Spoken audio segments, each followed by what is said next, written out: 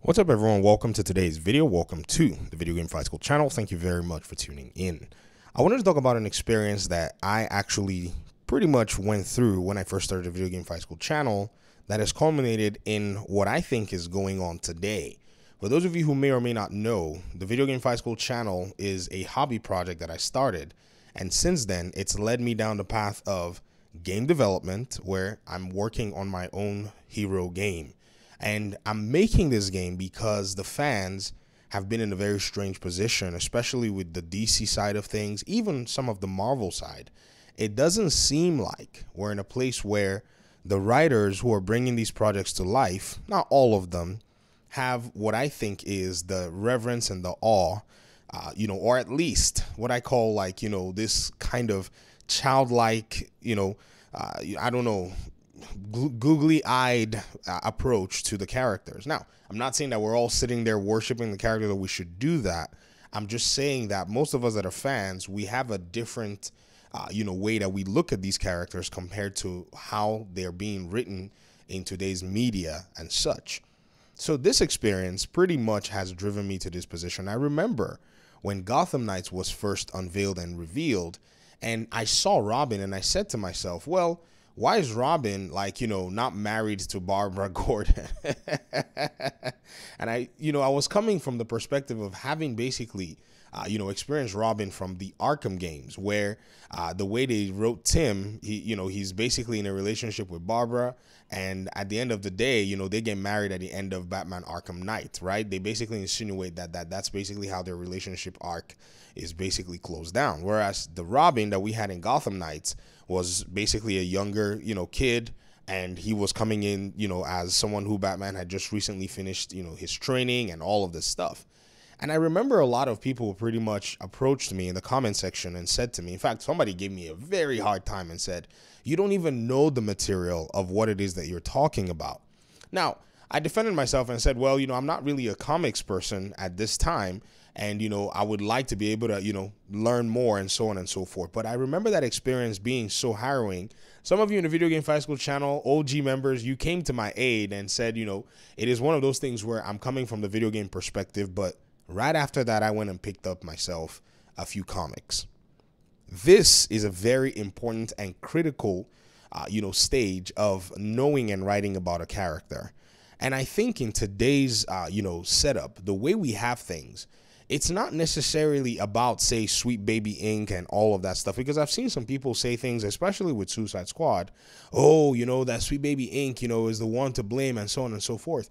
But many of you, I don't know if you don't realize this, but one of the developers at Rocksteady basically talked about this on Twitter. I don't know if I can find the tweet for you guys, but he said that the decision for Captain Boomerang to basically act in a certain way was already decided before Sweet Baby was ever a company.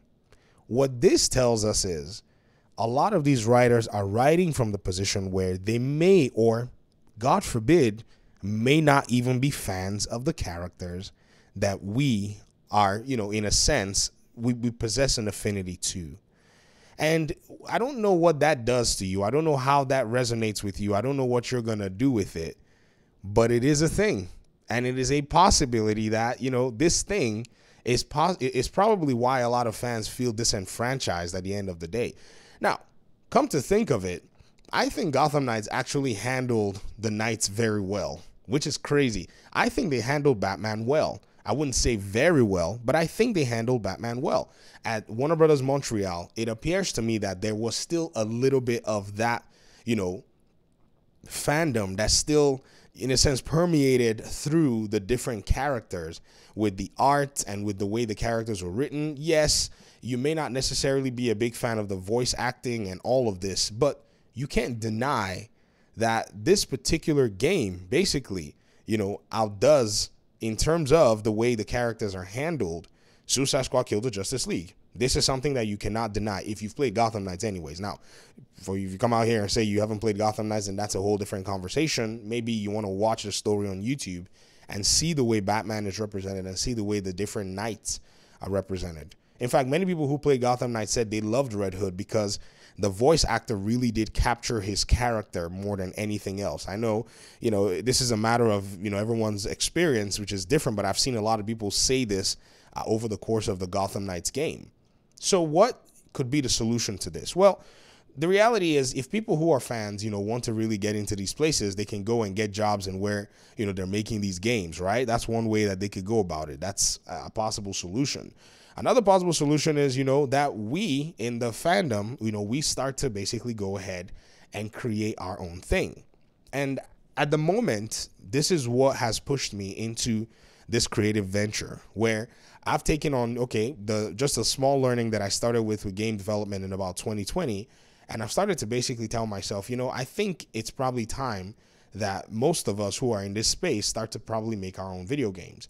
And I'm working very hard on doing that. And if you really want to know more about this, I recommend that you stay tuned to the channel. And you also, if you want to join the Discord, there'll be news and information about that coming very soon.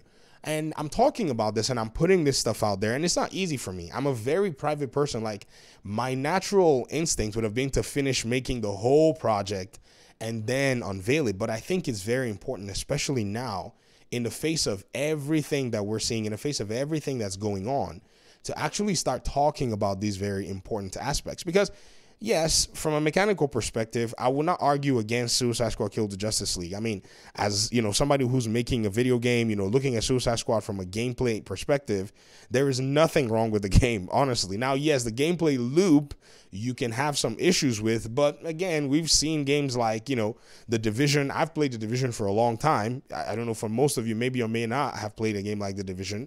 Some of you've played, say, games like Outriders. They have, similar game loops.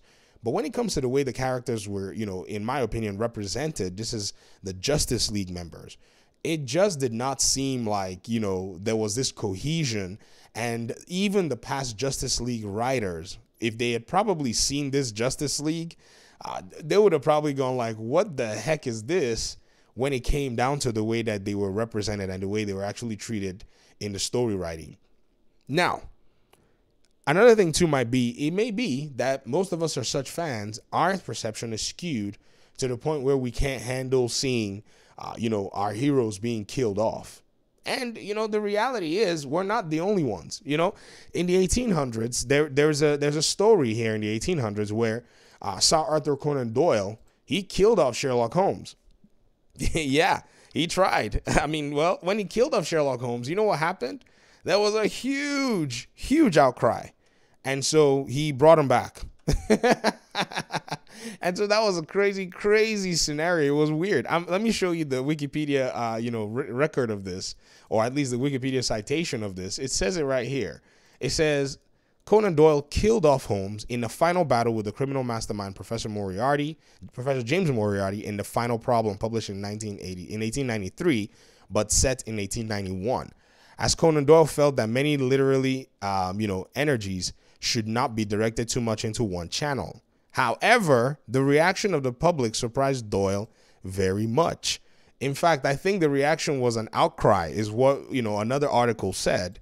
And so this outcry that we're seeing is probably not easy to, just change or overhaul.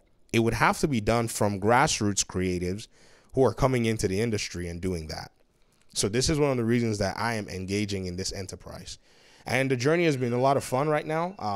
In my opinion, I think it's probably one of those things where I've learned a lot, and I'm really excited as to what, I'm going to be showing you guys very soon. I hope you like it. I mean, I'm making it for you guys.